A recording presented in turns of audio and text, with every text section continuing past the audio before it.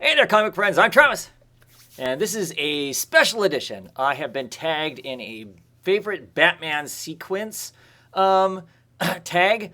I don't know where the tag actually came from. John DaCosta is the one that tagged me, so I'm not 100% sure exactly what it originally was made out to be. I'm assuming it's a sequence of Batman panels, whatever, that your favorite.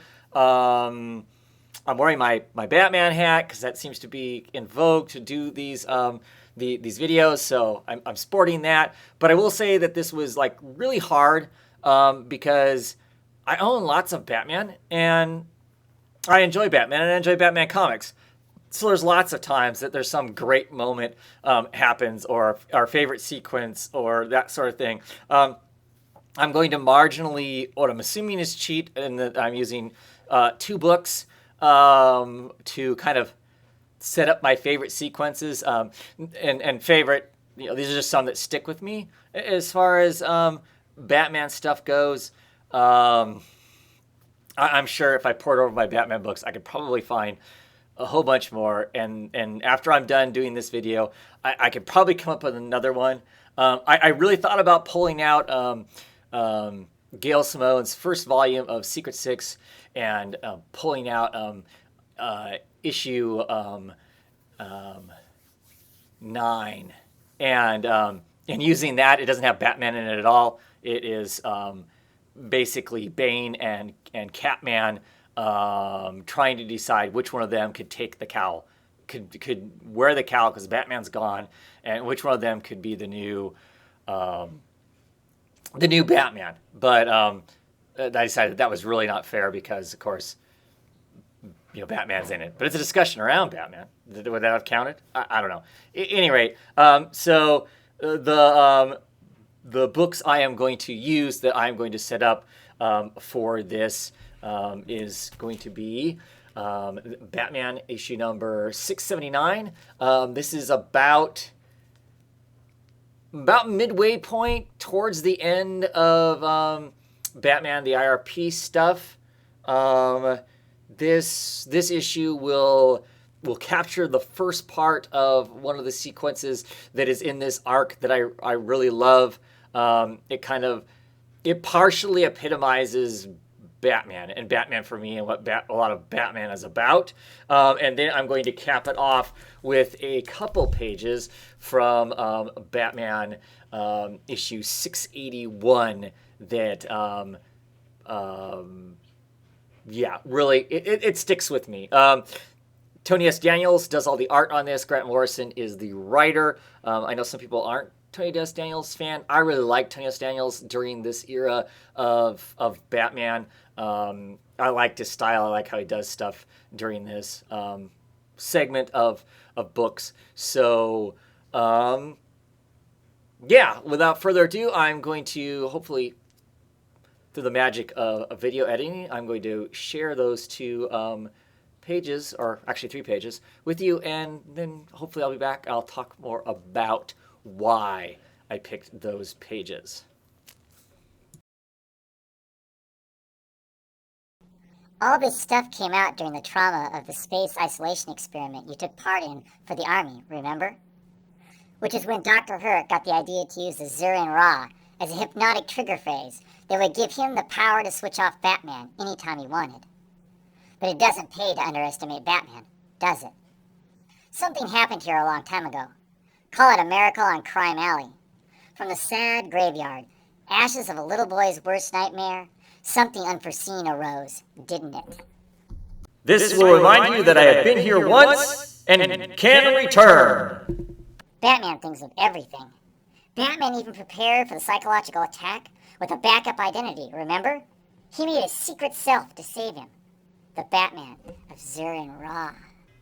Okay, so that sets up the first page of the work here. I just love the paneling here as we see Batman spitting out blood. He has just gone through quite the trial. He's actually dug a tooth out of his mouth with a pocket knife because there's a tracker in the tooth that he didn't realize. We get this great scene of in Crime Alley, the gun going off, the pearls busting apart, looking like little moons. and him pulling on a mask, though a strange mask as it was. And of course, we get the scene of the family watching Zorro and making the statement that he will return, and then we get our scene with Batmite sitting on his shoulder as he's got his makeshift cowl there, describing what is going on. It builds Batman up, lets us know that Batman, even under the most extreme conditions, even under having his own psyche attacked, that he is so prepared that he has set up this other personality that comes out to save him, even when he's under a psychological attack. Part of that seems to be possibly Batmite from the fifth dimension, or is it part of what he's built in to save himself? And that sets up the what comes next, which of course is the ultimate sequence for me that just kind of says what Batman is. 206 bones, 5 major organs, 60,000 miles of blood vessels.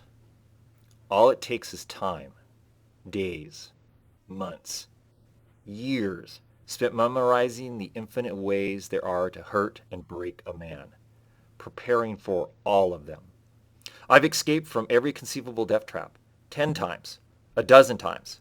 I can slow my breath and metabolism to control panic and conserve air. Straitjackets, kindergarten. Locks, too.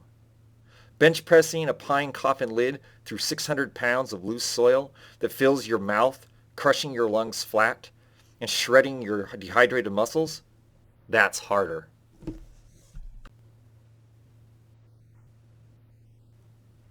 But far from impossible.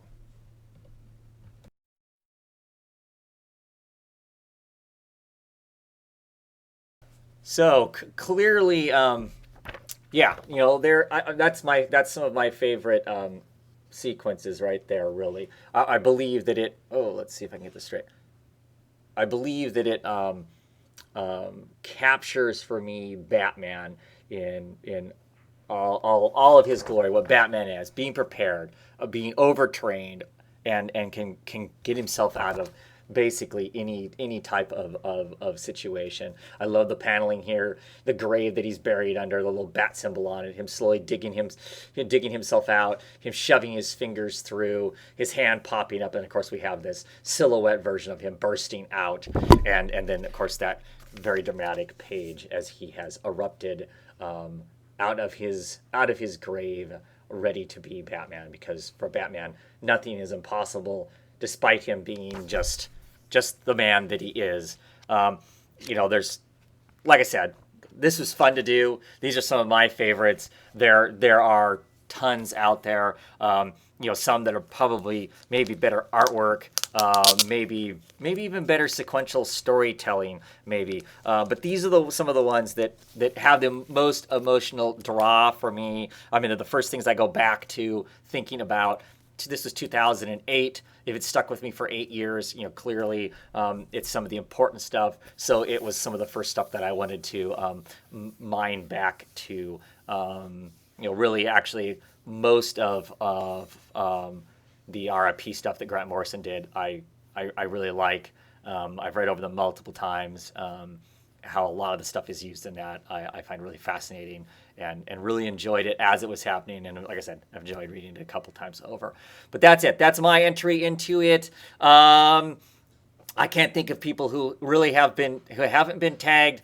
I am going to tag Eric from Longbox Review to do one of these also, so simply because Eric comes at Batman from a different place than like I do. I think for him, Batman has more to do with Robin, especially Dick Grayson is his thing. I think that's more where his love comes from than Batman himself. So if he gets the time to do one of these, I'd be curious to see what he comes up with. If by chance that is more Robin centric than Batman centric. So it's been fun. Thanks for tagging me, and we'll see in whatever comes next.